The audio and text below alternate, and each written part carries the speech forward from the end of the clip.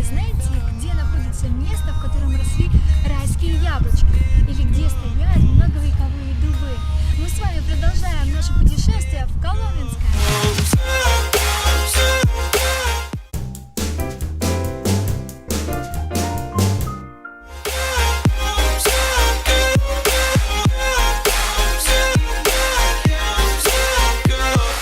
Мы находимся возле Спасских ворот. Они являлись задними воротами, которые вели на Государев двор. Через них проезжали хозяйственные повозки. Сейчас это главные ворота, через которые проходят гости, чтобы посмотреть на усадьбу Коломенская.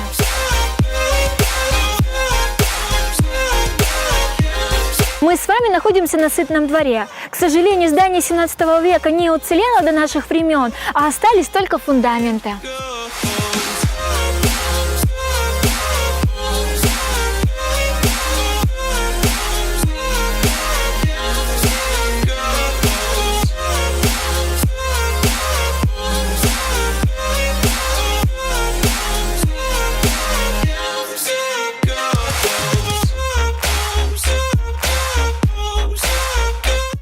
Мы стоим возле памятника, который был поставлен в благодарность Александру II за отмену крепостного права в 1861 году.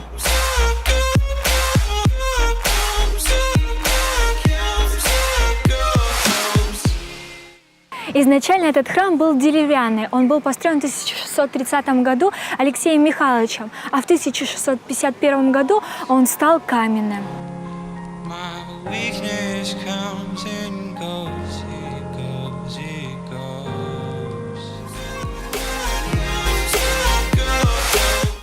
Мы стоим возле главных передних ворот. Именно через них въезжали на Государев двор высокие гости.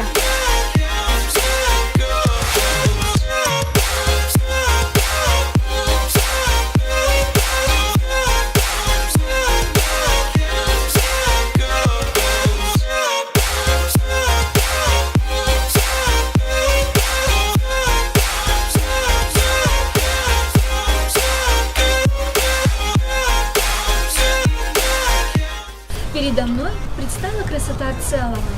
Во мне все дрогнуло. Это была таинственная тишина, гармония красоты законченных форм. Я видел какой-то новый вид архитектуры.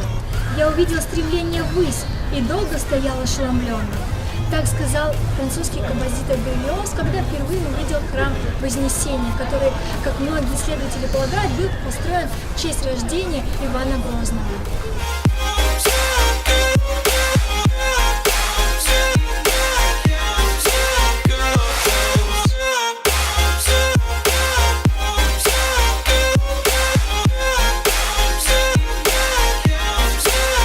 Как мы уже с вами говорили, когда были во дворце Алексея Михайловича, в Коломенском стояли многочисленные царские постройки. Здесь стоял не только дворец Алексея Михайловича, также дворец Екатерины II, который не сохранился, также дворец Александра I. Мы с вами стоим возле постройки, которая датируется 1825 годом. Она входила в комплекс летнего дворца Александра I. Это единственная постройка, которая сохранилась. Служила она чайным домиком.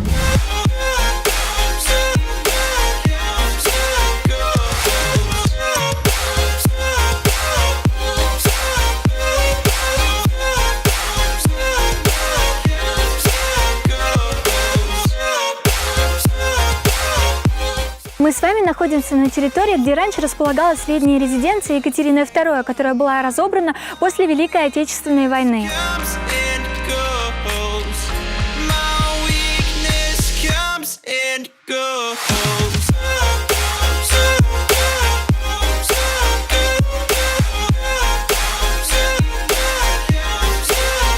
Мы с вами находимся возле водосводной башни, которая служила не только для того, чтобы дворец обеспечить водой, но также служила проездными воротами в село Дьяково.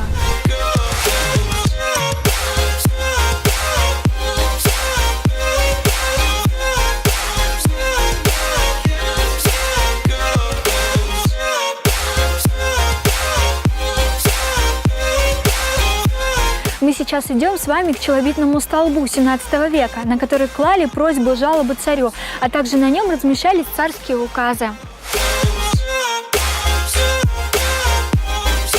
Интересная, конечно, судьба у этого памятника. Раньше на нем располагались царские указы, просьбы, жалобы, а потом были размещены солнечные часы.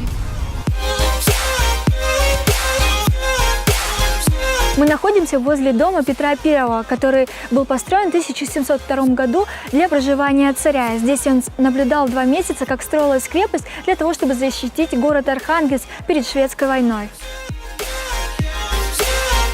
А вот и памятник Петру I, в руках которого изображена карта.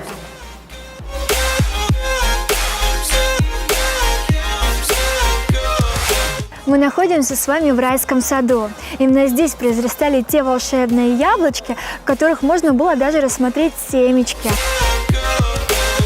Сегодня современные люди берут, открывают кран и льется вода. А раньше люди подходили к колодцу, крутили колесо и набирали воду. С вами была Чики Кэт. Подписывайтесь на мой канал и путешествуйте вместе со мной. Всем пока-пока!